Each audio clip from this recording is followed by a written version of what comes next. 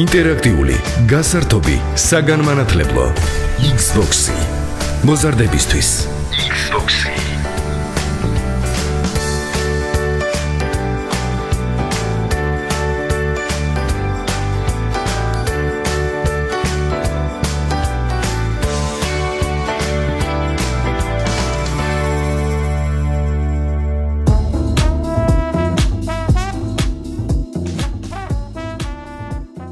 მოგესალმებათ ინტერაქტიული გასართობის საგანმანათლებლო ანუ Xbox-ი მოზარდებისათვის და ჩვენ, მისი წამყვანები ნინა ჭავჭანიძე და გიორგი გვალია, საზოგადოებრივი რადიო 1-ის ეთერში ტალღაზე FM 104-სა და 4-ზე, ასევე ინტერნეტ საიტზე radio 1.g წარმოგიდგენთ თემებს, რომლებიც ჩვენმა თანატოლებმა მოამზადეს თქვენთვის. აქვეში გახსენებთ, რომ ნებისმიერ მსურველს შეუძლია გახდეს Xbox-ის გუნდის წევრი. ამისათვის უნდა ესტუმროთ გადაცემის Facebook გვერდს Xbox-ი მოზარდებისათვის და გამოგვიგზავნოთ თქვენი ნამუშევრები ნებისმიერ თემაზე, რომელიც თქვენთვის არის საინტერესო, ან ფიქრობთ, რომ თქვენს თანატოლებს დააინტერესებს. ახლა კი ვიდრე ჩვენი გადაცემის სტუმარს წარმოგიდგენთ, გეტყვით, რას მოისმენთ დღევანდელ გადაცემაში. შემოგთავაზებთ FM ბლოგერს, ასევე სანიშნეს, რომლებიც Xbox-ის გუნდის წევრებმა სპეციალურად თქვენთვის მოამზადეს. გარდა ამისა, ჰიტპოინტში გიორგი ნაზღაიძე სხვადასხვა თაობის მუსიკალური ჰიტების შესახებ გიამბობთ. გადაცემის დასრულების შემდეგ კი, რა თქმა უნდა, ინტერნეტ დუელი გელით Facebook გვერდზე Xbox-ი მოზარდებისათვის. მაგრამ ამაზე უფრო დაწვრილებით გადაცემის ბოლოს გეტყვით.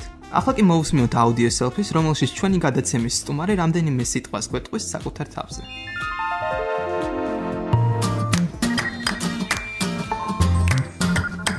აუდიო სელფი.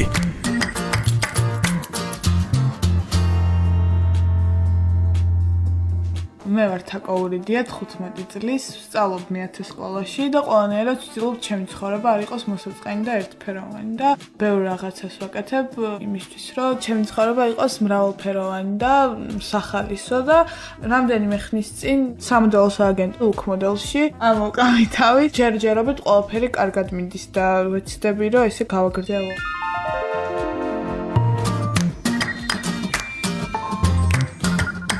აუდიო სელფი.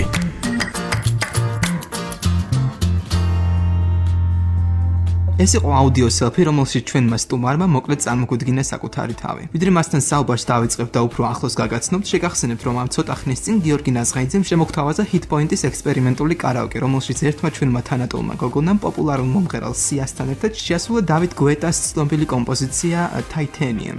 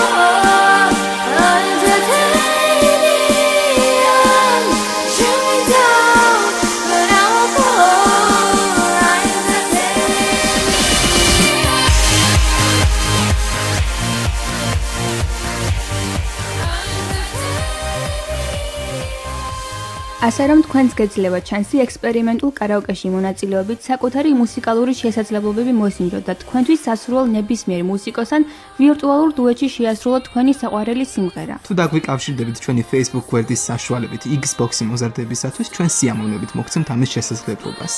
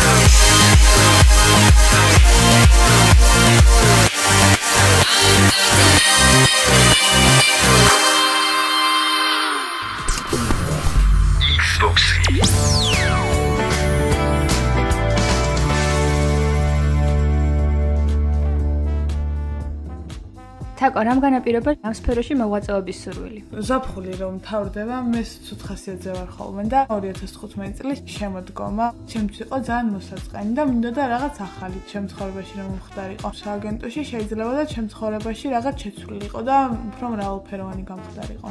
ახალი მიზანი როცა გაქვს, მე შენ ცხოვრებაც იცვლება. რა არის ეს მიზანი? ყველაზე მარტივი ხერხი ფულის შოვნის ჩემი აზრით გოგოსთვის არის მოდელობა და მინდა რომ ბევრი ფული მქონდეს, რომ დედაჩემს ყველაფერი ქონდეს, რასაც იმსახურებს. რატომ ფიქრობ, რომ მაინდა-მაინც მოდელის პროფესიით არის ადვილი ფულის შოვნა გოგოსთვის და არა სხვა პროფესიებით? ერთადერთი პროფესია, რომელიც გოგოს უფრო მეტად უფასდება ვიდრე ბიჭს. ძალიან რთული სფეროა, ჯერ მე ხა დავიწყე და ხანდახან ისე ვიღლები ფეხები, ისე მტკივა ერთი სული მაგ სახლში მივიდე და ფეხზე გავიხადო. კაბინეტში ჯდომაზე და ხელის მოწერებზე ბევრად რთულია მოდელობა. არ ვფიქრობ, რომ ძალიან მნიშვნელოვანია და საჭიროა ქვეყნისთვის, მაგრამ რთული სფეროა, ადვილი არ არის. თაკო, რაც აღნიშნე, ყველაფერი მართალია და მეც დავამატებ, რომ საზოგადოების ის ნაწილი, რომელსაც არ მოსწონს სამოდელო ბიზნესი, ასე ვთქვათ, იყოფა ორ ნაწილად. ერთ ნაწილს ტრადიციული შეხედულებების გამო არ მოსწონს ეს და მეორე ნაწილს თანამედროვე შეხედულებების გამო. ფიქრობენ, რომ ამით ქალის უფლებები ირღვევა, ქალის დისკრიმინაციული სტერეოტიპის გამყარებას ემსახურება. და შენ რას ფიქრობ ამაზე? საერთოდ ეს ტრადიცია მის შექმნა, რომ ქართველი გოგო მოდელი არ უნდა იყოს, ვერ ხვდები. არ ვფიქრობ, რომ ტრადიციების დარღვევაა ის, რომ მე შეიძლება გავიარო პოდიუმზე. ჩემი აზრით ეს არის შოუ და არ ვფიქრობ, რომ ამით ქართული ტრადიციები ილახება. რაც შეეხება უფლებების დარღვევას, როდესაც კონტრაქტს აფორმებს სააგენტოსთან, ამ კონტრაქტზე ძალით ხელს არავინ არ გაწერინებს. სტერეოტიპები ზოგადად ჩემი აზრით ძალიან არასწორია. ყველა სფეროში ყველა ადამიანი არის ცალკეული ინდივიდი და ის რომ მოდელები არიან გაუნათლებლები, ძალიან არასწორია ჩემი აზრით, იმიტომ რომ ეს განათლება ზოგადად რას ვეძახით არ ვიცი, იმიტომ რომ მე სხვანაირად აღვქვამ ამ საკითხს, მაგრამ განათლებული შეიძლება ნებისმიერი ადამიანი იყოს და არ არის აუცილებელი, რომ ოქსფორდის დიპლომი გქონდეს, რომ განათლებული იყო.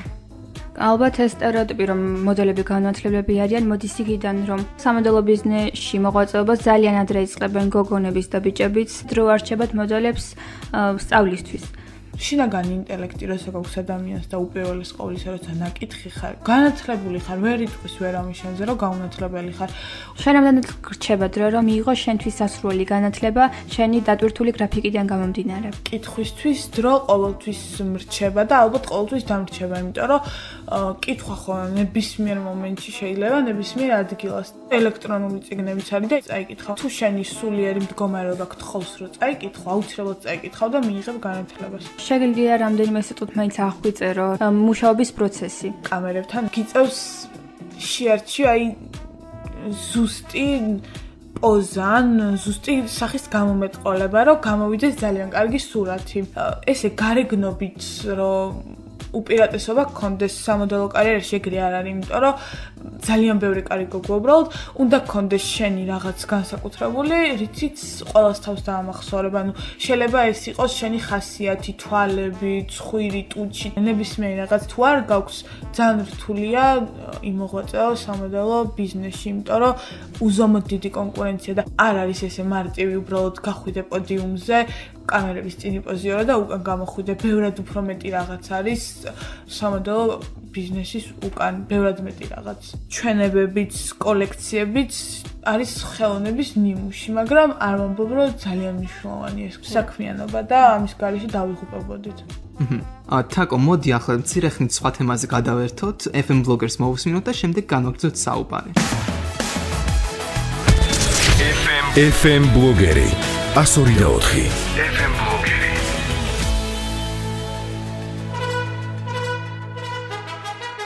მე ნინა ჭავჭანიძე ვარ, FM ბლოგერი და მიუხედავად იმისა, რომ უფროსების მსგავსად მეც ხშირად ვიმეორებ ფრაზას, ჩვენი განათლების სისტემა არ ვარგა, დღეს მაინც შევეცდები ამ თუნდაც ყველასგან დაწუნებულ სისტემას ვუპოვოთ სასარგებლო და დადებითი მხარეები.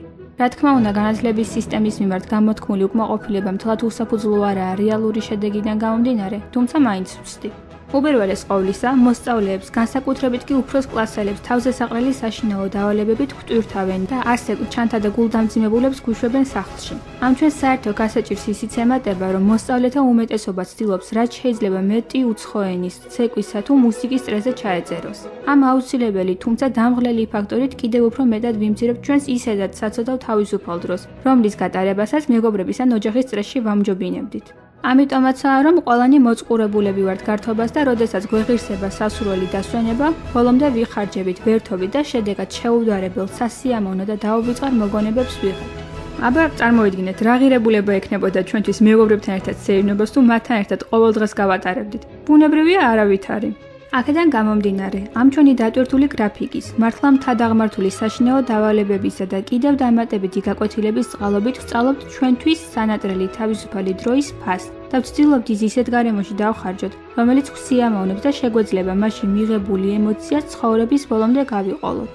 თავისუფალი დროის ფასის გარდა, ბევრი მოსწავლე სწავლობს, როგორ გაუმკლავდეს დროის სიმცირის პრობლემას. Რა თქმა უნდა, რომ ზღვასავით დაულეველი დავალებების შესრულება საკმაოდ დროს მოითხოვს. ამიტომაც მოსწავლეს ანაწილებთ დროს მეცადინეობისთვის, საკმარისი ძილისთვისა და ცოტა დასვენებისთვისაც. მერე რა რომ ხშირად ეს დროის გადანაწილება წარუმატებელია, მთავარია რომ მოზარდი ცდილობს როგორმე დამოუკიდებლად მოაგვაროს პრობლემა. ცდა კი რასაკვირველია, მიზნის მიღწევის გარანტია არ არის, მაგრამ ცდაბედის მონახევრიო ხომ არის ნათქვამი.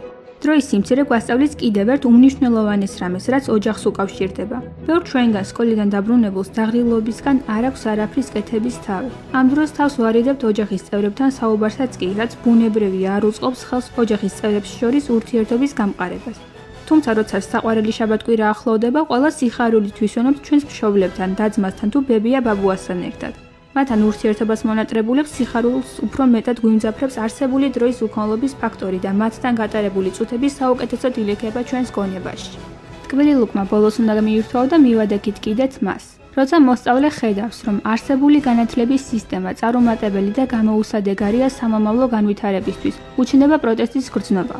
თუ ისტორიას გადავხედავთ, საღი პროტესტის გრძნობა იძლეოდა ბიჭს სასარგებლო ცვლილებებისთვის. ხოდა როცა მოსწავლეს აქვს საფუძვლიანი პროტესტის გრძნობა, იგი წყობს ფიქრს, თუ როგორ შეცვალოს არსებული არაფრის მომტანი რეალობა, ეძებს ახალი იდეებს სამომავლოდ და ამით იძენს თავდაჯერებულობასაც. მე ნინა ჭავჭანიძე ვარ.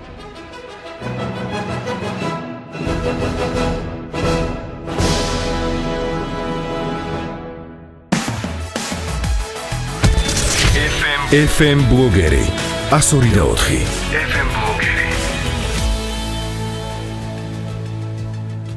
ეს იყო FM ბლოგერი, გამოგზავნებთ საუბარს და შეგახსენებთ, რომ Xbox-ის სტუმარია თაკო ურიდია, დამწყები მოდელი.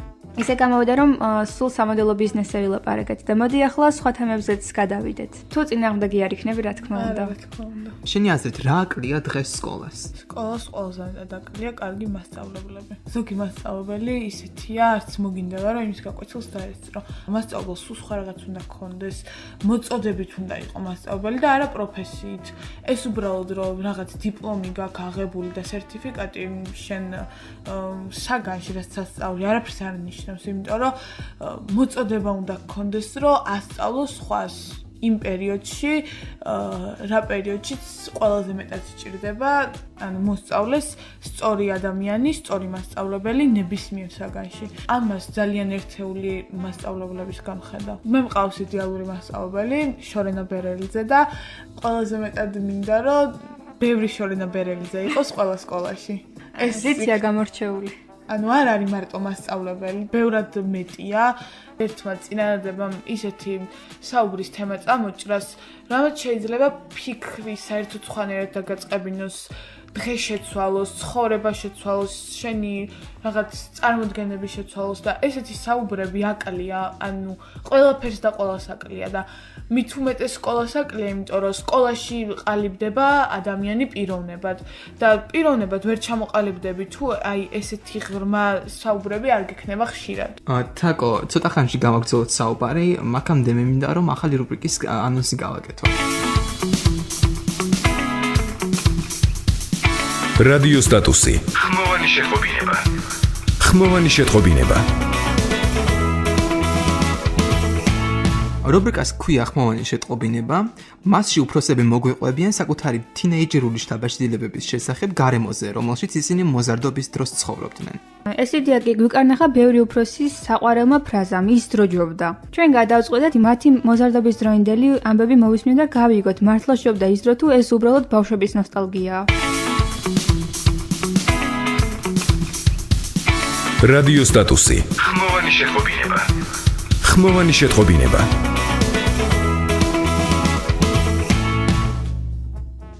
მასწავლებლები ყველაფერს ჩარჩოებში აქცევენ და იმას, რასაც ვქეთ თავისუფალი აზროვნება და შენი საკუთარი აზრი, გიზღუდავენ შენ აზრს და ანუ მე კომპლექსდები, იმიტომ რომ სულ გონია რომ არასწორია ეს შენი აზრი და შენი მოსაზრება და აღარც გიჩნდება სურვილი რომ ილაპარაკო. სკოლა უპირველეს ყოვლისა უნდა გაჩვევდეს თავისუფალ აზროვნებას, რაც ყველაზე მეტად ადამიანს გეხმარება პიროვნების ჩამოყალიბებაში, იმიტომ რომ ცხოვრება არ მთავრდება სკოლის მერე. როცა დაკომპლექსებული ამთავრებს სკოლას, რომ იცი, ჩემი აზრი შეიძლება არასწორი იყოს და ხალხს არ მოეწონოს, ანუ იმას რო ფიქრობ, რომ შეიძლება ხალხს არ მოეწონოს და იმიტომ შენ თავს ზღუდავ, ეს ძალიან საშინელებაა. სკოლა უნდა გასწავლოს ის, რომ იყო თავისუფალი და კონდეს შენი საკუთარი აზრი და არ აქვს მნიშვნელობა ეს ხალხის რომელიმე ნაწილს მოეწონება თუ არ მოეწონება. საინტერესოა როგორია შენი ახლობლების დამოკიდებულება შენი საქმიანობის მიმართ, მაგრამ მოდი სანამ ამ თემაზე ვისაუბრებთ, მანამდე სანიშნეს მოვუსმინოთ.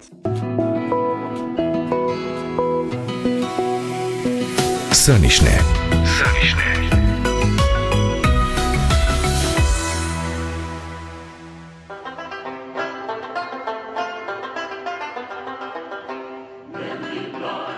მე-19 საუკუნის 80-იანი წლების მიწურულს, მაშინ, როდესაც საზოგადოება ქალის ერთადერთ და შეუცვლელ ფუნქცია-მოვალეობად მხოლოდ ქორწინებასა და საოჯახო საქმეების გაწყობას მიიჩნევდა და ამგვარი დამოკიდებულება თვით ამერიკის შეერთებულ შტატებშიც კი ჩვეულებრივ ამბად ითვლებოდა, პენსილვანიის შტატის ქალაქ პიტსბურგის მოსახლეობა გვარიანად შეაჯანჯღარა ჟურნალისტმა ქალმა, რომელიც ნაცვლად იმისა, რომ ადგილობრივ გაზეთში ქალებისათვის განკუთვნილ გვერდისთვის საოჯახო საქმეებზე, მებაღეობაზე, მოდაზე, არისტოკრატულ წვეულებებზე ან დიასახლისებისათვის საინტერესო სხვა 1000 წვრილმანს ეწერა კრიტიკულ და მამხილებელ წერილებს აქვეყნებდა.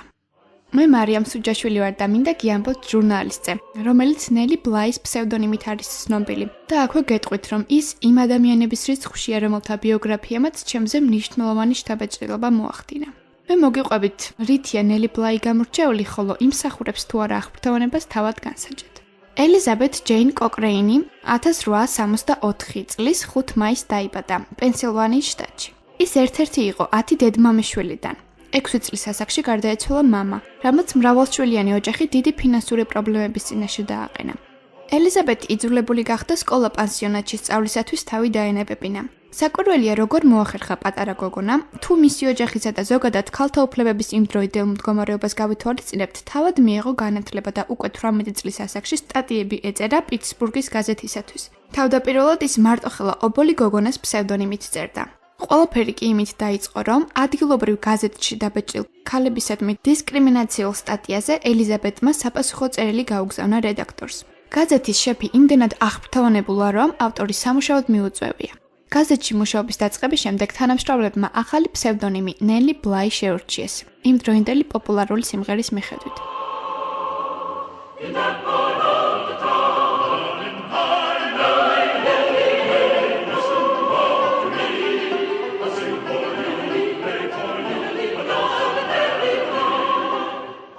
სწორედ ამ სახელით გახდა ის პოპულარული ფართო საზოგადოებისათვის. მან დაუფარავად დაიწყო წერა იმ პრობლემების შესახებ, რომლებზეც ლაპარაკს ვერ ბედავდნენ მით უმეტეს ქალები და მით უმეტეს ამ ასაკში.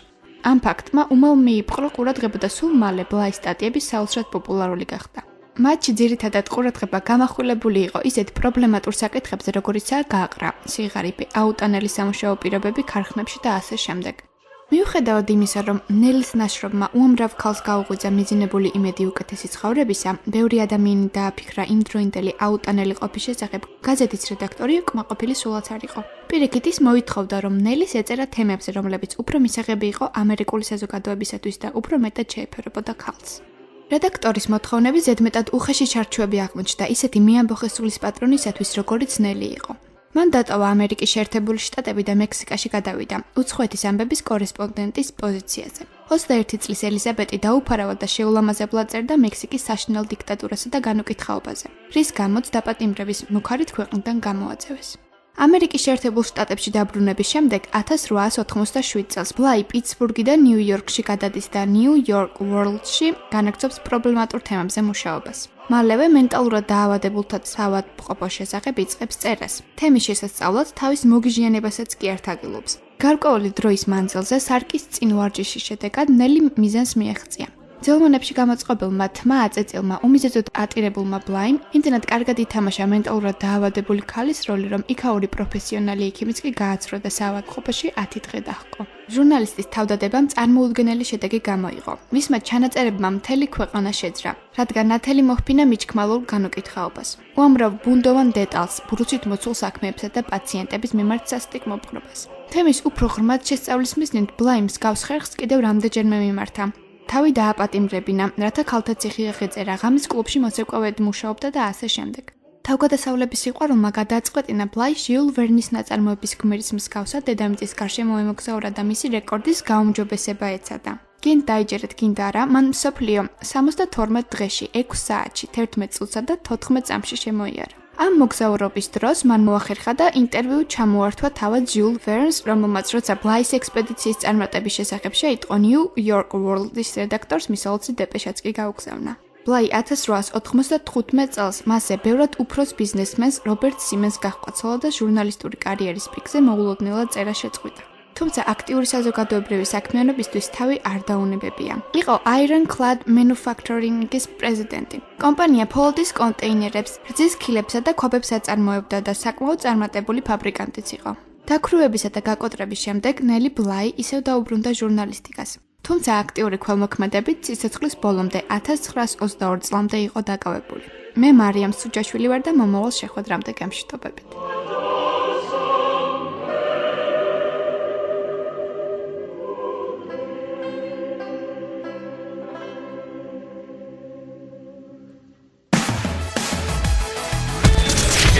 FM ბლოგერი 102.4 FM ბლოგერი. ეს იყო სანიშნე, განვაგრძობთ საუბარს და შეგახსენებთ, რომ ჩვენი სტუმარია დამწყები მოდელი თაკო ურიდია. თაკო, სანამ სანიშნეს მოვისმენთ, მანამდე დაგისვი კითხვა იმის შესახებ, თუ როგორია ახლობლების დამოკიდებულება შენი საქმიანობის მიმართ. ახლობლების აზრი არ ვიცი, არ მაინტერესებს რეალურად ახლობლების აზრი. ერთ-ერთი ვირის აზრსაც ვიცვალისწინებ, ეს არის დედაჩემი, მერე ჩემი ძმა და მამაჩემი. და რას ფიქრობს შენი ოჯახი შენს საქმიანობაზე? ჩემი ოჯახი ყოველთვის გვერდში მიდგას, რაც არ უნდა მოვიფიქრო და რაც არ უნდა მომინდეს. მამაჩემიც, ანუ ზოგადად უყვირთ ხოლმე ეს მამა, ძმა მყავს დიდი. ყოველთვის გვერდში მიდგან და ყოველთვის ცდილობენ, რომ გამომხნევონ და თავდაჯერებულობა შემატონ და დედაჩემს რაც შეეხება, ჩემი პირველი სიხარულის და ტკივილის გამჯერებელი დედაჩემია და დედაჩემიც ყველანაირად გვერდში მიდგას. თაკო, შენი აზრით, ყველაზე მეტად რისი გაგება უჭირთ უფროსებს მოზარდებისაგან? მშობლებს შვილების არ ესმით ის, რომ შვილები არ არიან მშობლების საკუთრება. ანუ ყველაზე მეტად ეგ არის პრობლემა, იმიტომ რომ ფიქრობენ, რომ რახან გააჩინეს და ზრდიან, აუცილებლად ის უნდა გააკეთონ, რაც მოესურვებათ მშობლებს, რაც არ უნდათ და მშობლებს არ მოსწონთ, ის არავითარ შემთხვევაში არ უნდა გააკეთონ ბავშვებმა და ეგ არის ყველაზე დიდი პრობლემა. არ უტოვებენ ადამიანს საკუთარ სივრცეს. როგორ ხდება პირიქით, რისი გაგება უჭირთ მოზარდებს მშობლების თაობისგან? უბრალოდ ისინი ბევრად უფრო მეტად ითვალისწინებენ ადამიანების, მისი ახლობლების აზრს, ანუ მეგობრების, ან ნათესავების.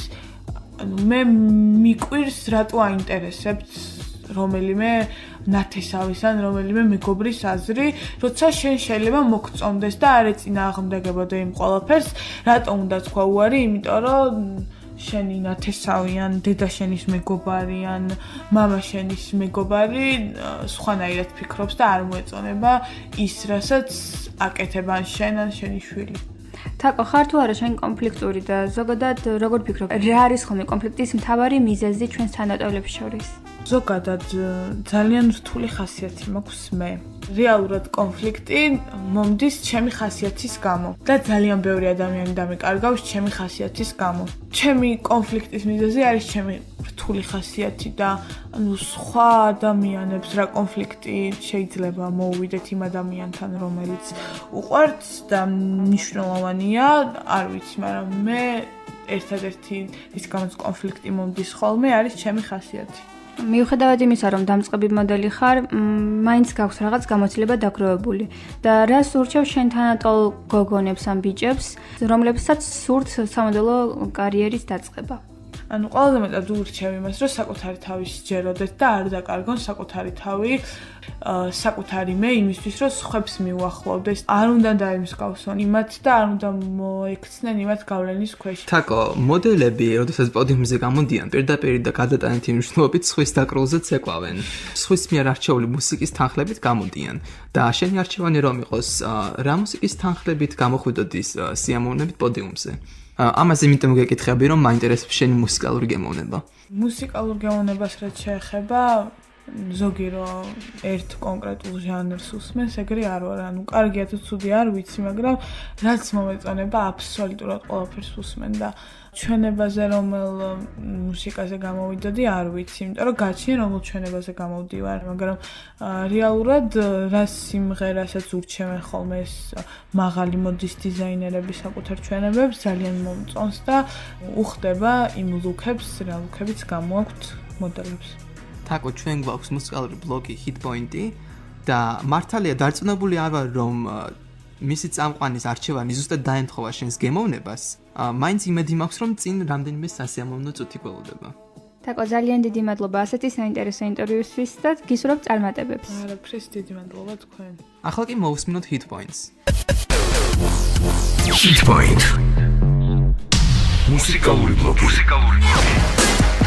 Hitpoint.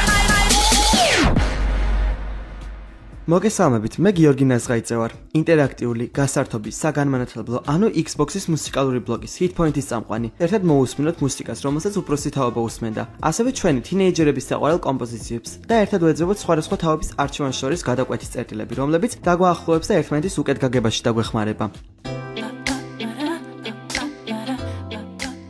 Love on Top არის ამერიკელი მომღერლის Beyoncé-ს სიმღერა, რომელიც შექმნა თავისი მეოთხე სტუდიური ალბომისთვის.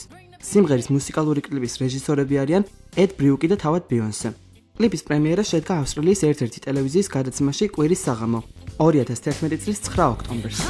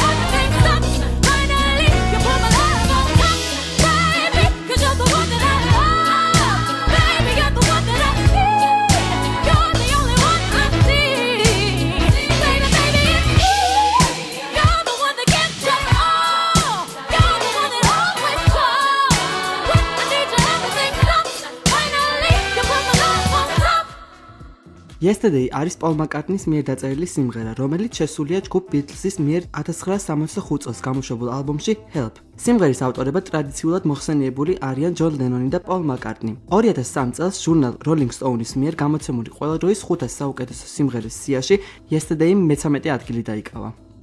And so, for Paul McCartney of Liverpool, opportunity knocks.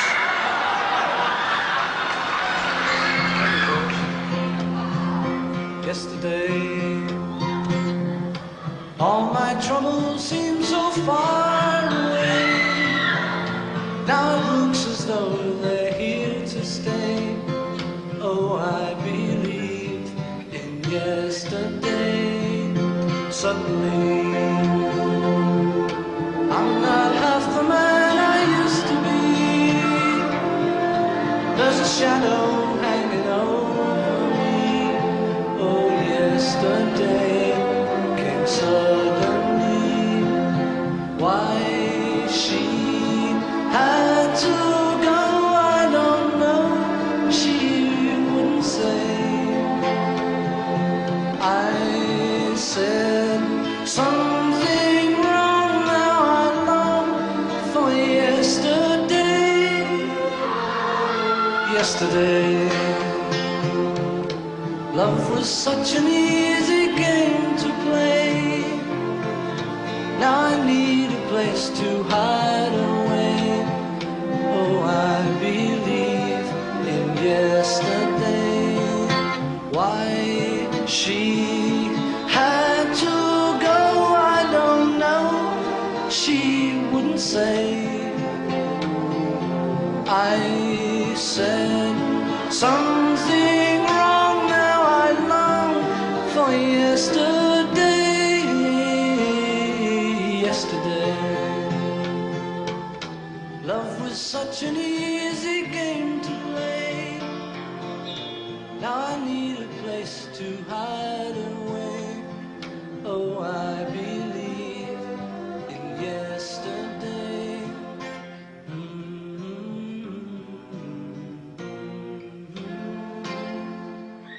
შეგახსენებთ, რომ ინტერაქტიული გასართობის საგანმანათლებლო, ანუ Xbox-ის მუსიკალური ბლოკს Hit Points უსმენთ საზოგადოებრივი მაუწყებლის რადიო 1 ეთერში. ტალღაზე FM 104.4-ზე. მე გიორგი ნაზღაიძე ვარ. მომავალ შეხვედრამდე Hit Point-ში.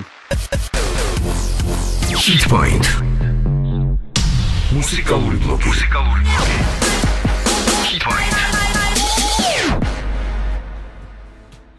ეს იყო Hit Point-ი გიორგი ნაზღაიძესთან ერთად.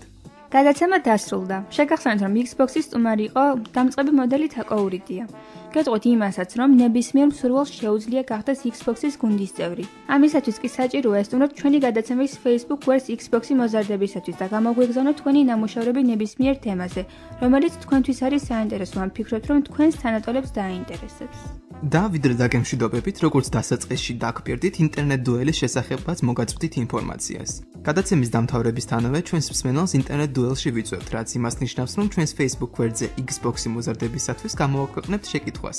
პირველი სწორი პასუხის ავტორს კი ჟურნალ National Geographic-ის ქართული გამოცემა წამახალისებელი პრიზით დააჯილდოვებს. ჩვენ გადაცემის წამყვანები ნინა ჭავჭანიძე და გიორგი გვალია Xbox-ის შემოქმედებით ჯგუფთან ერთად მოუთმენლად ველით თქვენს გამახმაურებას გადაცემის Facebook გვერდზე Xbox-ი მოზარდებისათვის.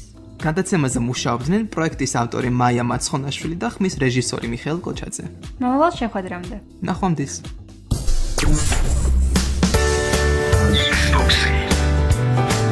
ინტერაქტიული, გასართობი, საგანმანათლებლო Xbox-ი მოზარდებისთვის.